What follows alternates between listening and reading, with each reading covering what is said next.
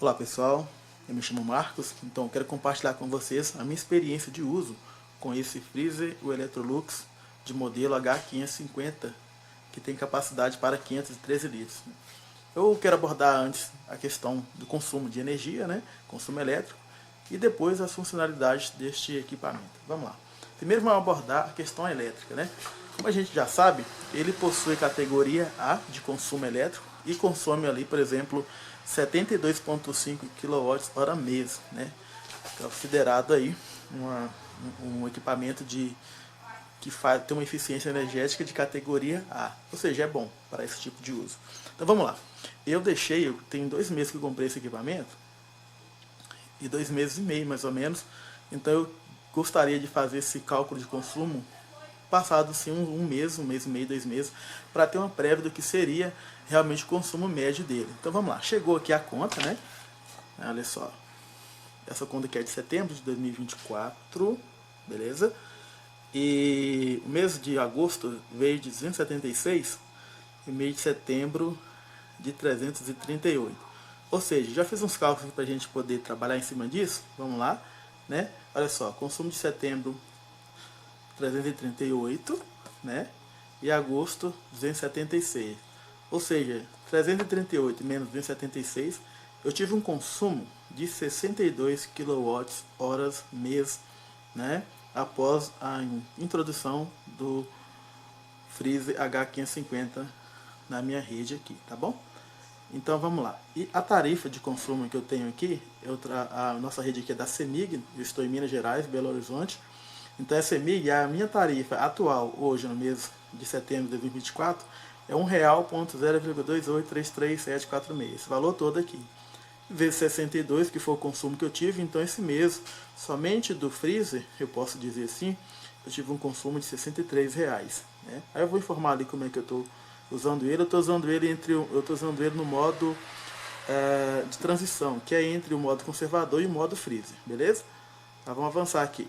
Então eu tive um aumento, falando em números mesmo, de 73 kWh, que é justamente aquilo ali que bate aquela tabelinha, tá vendo? É bem legal a gente ter essa noção ali do que está elevando ali no mês. Beleza, para tirar a prova, por exemplo, no mês passado, deixa eu voltar aqui, no mês passado eu tive, no mês de agosto, a gente teve 276 de consumo, a média, melhor dizendo aqui, diária, 9,51 kW por dia, e no mês seguinte, foi de setembro, que é o que está contabilizando aqui, 10,24. Então, isso aqui, subtraído, vai dar esse valor de 73 kW, 0,73 kWh dia, tá bom? Então é isso, Obviamente o valor final varia um pouquinho, porque aí já é uma questão de cobrança, por exemplo, de tarifa pública, que não inclui aqui no caso, Mas a gente sabe que quanto maior a taxa de consumo que você tem, você é penalizado, vamos dizer assim, com tarifas, excedentes, isso ocorre com água também. Mas só para a gente saber o que é de fato o consumo do equipamento, ele está na média dele ali, gostei disso, ele está na média, está até abaixo, porque está abaixo, porque eu não estou usando a potência máxima dele também, faz sentido. Então está ali, consumiu 62 kWh mês, beleza? Então show de bola. Dado aqui as descrições de consumo energético do equipamento, vamos avançar então. Antes de eu abrir o equipamento, eu vou frisar esse ponto aqui que eu achei de suma importância. Está no manual do equipamento, que é o que refere à questão de formação irregular de gelo na parte superior do congelador. Aquela parte superior, como a gente vê, que ele forma ali uma barrinha e, aliás, até na metade ele forma um gelo e na parte inferior não. Mas aqui no manual já informa, a gente já tem isso informado.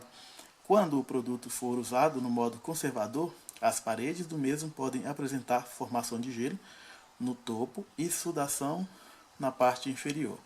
Eu estou usando ele durante todo esse período no modo de transição. Deixa eu mostrar aqui. Isso é o modo de transição que está entre conservador e freezer. Eu uso ele aqui nesse item aqui. Então eu não uso aqui no modo freezer nem turbo por causa dos alimentos que eu preservo ali, que não necessitam estar nesse estado. Então essa é uma questão. Mas aqui já está explicando, O conservador resfria a temperaturas positivas, ou seja, não diminui a temperatura. O modo de transição em si, ele já faz isso, né? Ele trabalha em temperaturas positivas para negativas. O modo freeze congela os alimentos em temperaturas negativas. E o modo turbo freeze congela rápido, né? Ou seja, para situações onde você precisa congelar alimentos ali bem rápido, já em temperaturas negativas, ou seja, congelar de fato em temperaturas negativas, beleza? Então, muito bem. Aqui está falando que ele pode ser usado no modo freeze ou conservador, beleza? Aqui está frisando que a formação de uma camada de gelo maior na parte superior é normal, beleza? Tranquilo. Aqui em cima ele está informando sobre o consumo energético, né? Que no caso ele está falando 72 kWh mês e a capacidade que é de 513 litros. Como podemos ver, o equipamento ele está trabalhando nessa tabelinha aqui, ou seja, não está mentindo. Então vamos abrir o equipamento, né? Ele está fechado. Antes de tudo, vamos mostrar aqui também essa parte, né? Eu vejo muita gente falando, pelo menos nos comentários do vídeo que eu assisti, que eles não gostaram dessa chavinha. Eu achei ela bem prática, sabe? Só colocar ela aqui, né? Girou, abriu, beleza?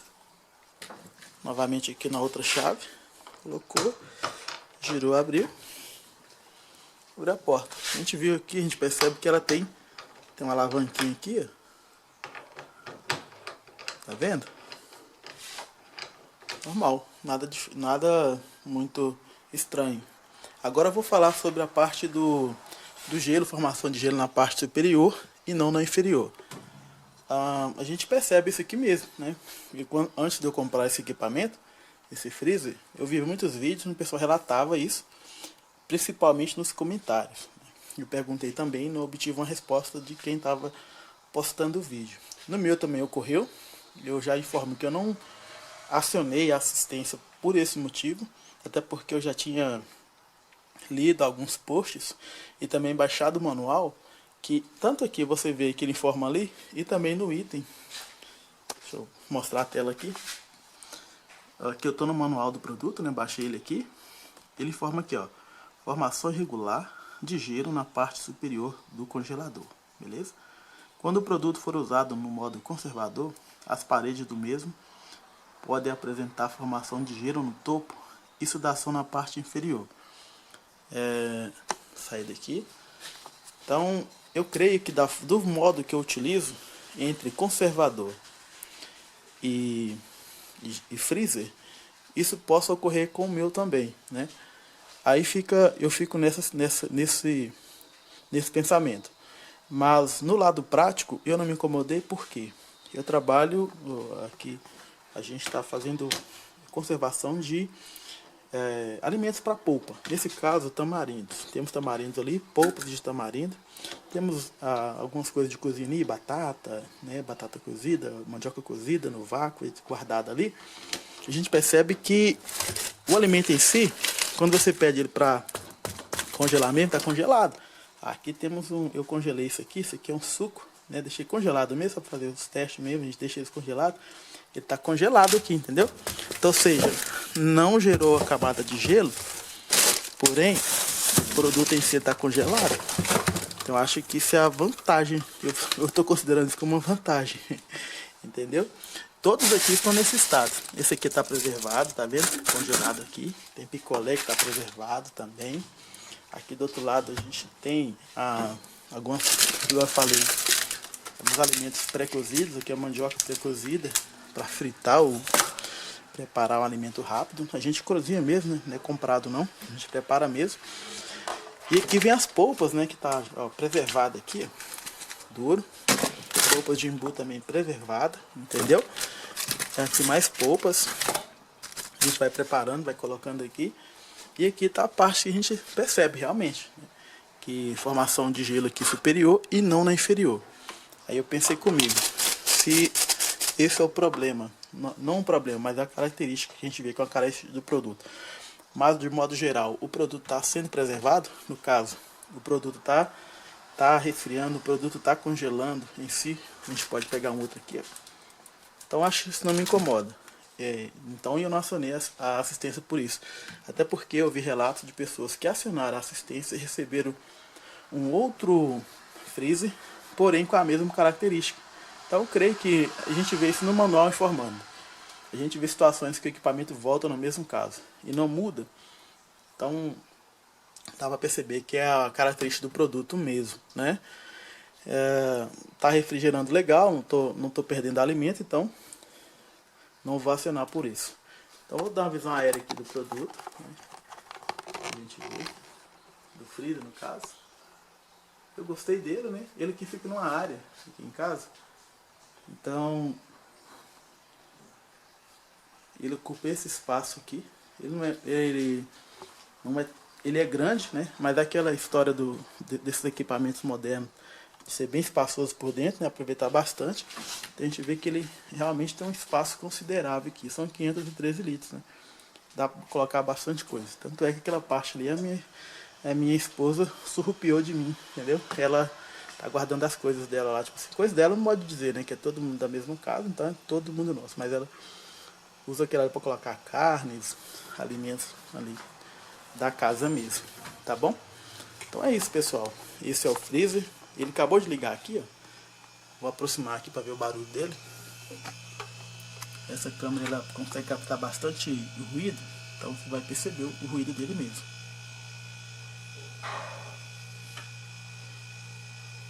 Então é isso aí. Mas ele fica na área. Quando eu estou na cozinha, esse barulho nem me atrapalha não. Então não é um barulho que vai quando você for dormir, vai te incomodar.